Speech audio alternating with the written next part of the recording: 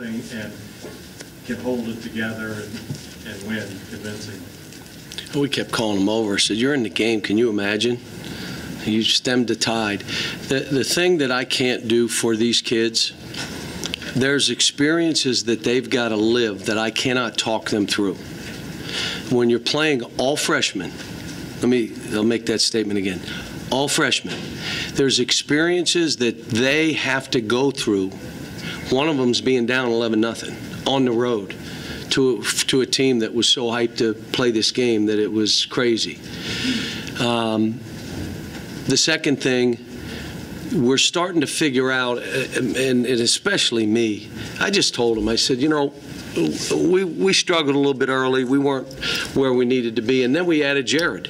And it took us another 3 weeks. And now we've settled in. And about 10 days ago, I had a meeting and gave them their roles. This is your role on this team. Can you do it? Because if you can't, then I can't play you. And if you need to do more, then I'm not playing you. This is your role.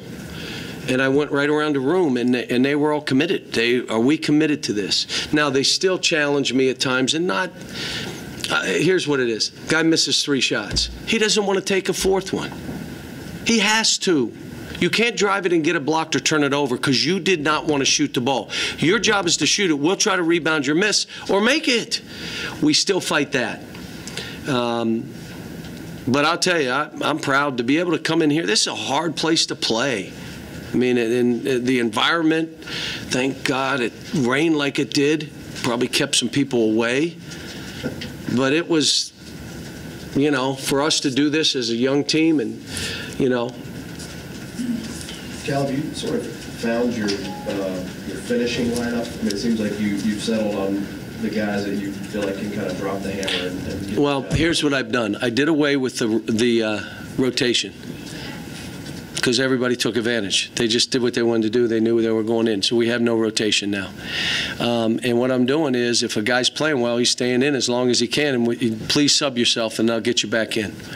And I'll ride the guys who are playing well. It's that time of the year.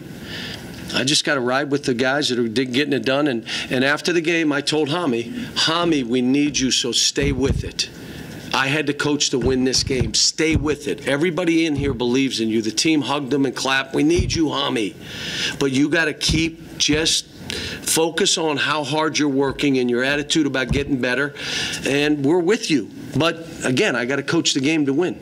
And I thought Quade and Shea were good out there. You outscored them 38-6 in bench points. That's usually a strength of Arkansas. What do you think was the key to that? I didn't start Quade and PJ and Jared. And then all of a sudden we're going to score a lot. I remember someone telling me, you know, your bench got outscored by 12. And I said, yeah, but we won by 23, so my starters outscored their starters by, I mean, that's something there, but, you know, PJ was great today. Jared was great today. I thought Nick and Sasha held their own. Kevin Knox is, you know, he passed a couple guys, and I told him, this team doesn't mind if you shoot. They want you to shoot, but you cannot. You got a green light, so you got to get these guys shots when they're open. And he missed a couple guys, but I thought he's playing better. He's getting tougher experiences that he needed to go through. Out rebounding was a struggle early in the game. What changed on that front? Jared and PJ went in, and then we rebound. Someone says if you want to rebound better, recruit better rebounders. How about that? Your offensive efficiency, I got to think it'd be one of your better performances of the year, maybe. We're getting better because we've settled in on how we're playing. There were times they looked confused. You know why? They were. And I've just tried to make it clearer how we're playing and why we're playing the way we're playing. And so a lot of this was on me. When you're playing freshmen, you can't blame them. You don't. Their terminology, they don't know. I mean, I said this one, a 1960 term. I want you to play fast, but don't be in a hurry. What? That's from 60s and the 70s. And play fast, but don't be in a hurry. And I heard him whispering, what is he talking about? These kids, this is all new stuff. And I've said most of this is on me to figure out, and I'm slowly starting to figure out this team. And I'm happy with where the direction we're going, but this league is a bear. I mean, Arkansas is an NCAA tournament team and probably, I'm going to guess, a top 6 or 7 seed.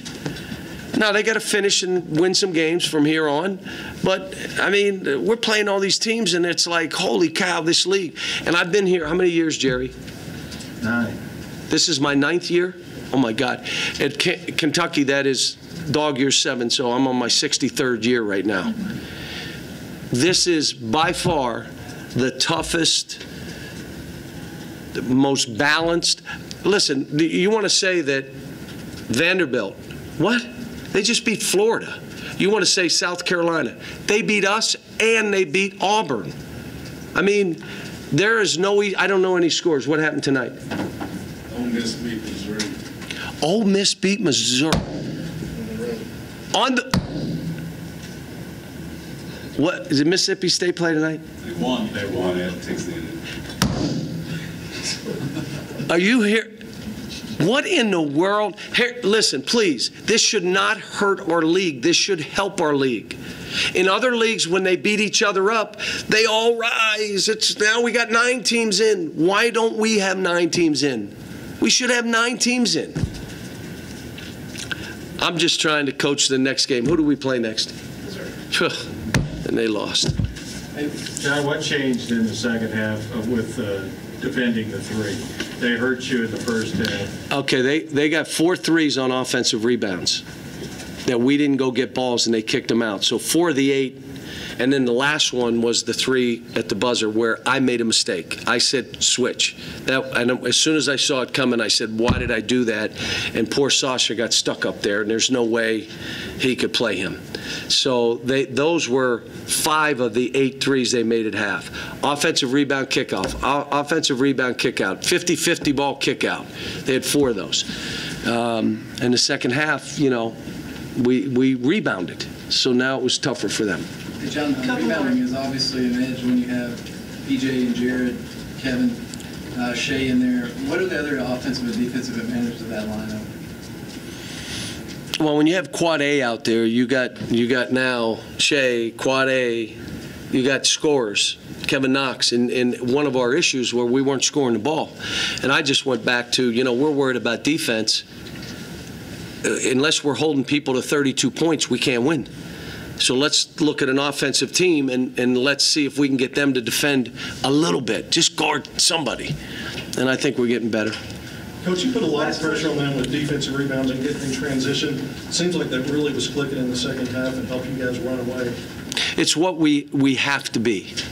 We have to get some easy baskets, and we have to fly. Now, I'm going to tell you, they get out on misses and makes as good as anybody in the country, and we worked for 2 days.